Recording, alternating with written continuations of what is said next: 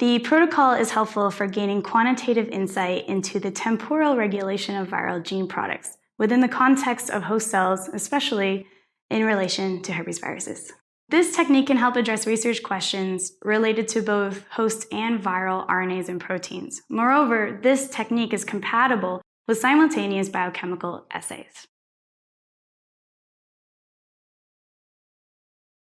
To adhere the cells to 8-chamber slides, apply 200 microliters of an adherent cell suspension to each chamber of a sterile 8-chambered slide and allow seed growth for 12 to 24 hours at 37 degrees Celsius and 5% carbon dioxide.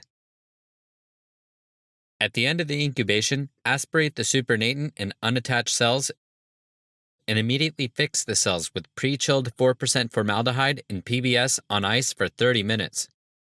At the end of the fixation, wash the cells with 3 5-minute washes and 200 microliters of 4 degrees Celsius PBS per wash. After the last wash, permeabilize the fixed cells with 200 microliters of pre-chilled 0.5% Triton X and PBS per well for 10 minutes on ice. At the end of the permeabilization, carefully remove the chambers without cracking the slide and rinse the cells with pre-chilled PBS. Block the rinsed cells with pre-chilled 4% BSA and PBS for 30 minutes at 4 degrees Celsius, followed by incubation with the appropriate polyclonal primary antibody of interest and 0.1% BSA and PBS for 1 hour at 4 degrees Celsius.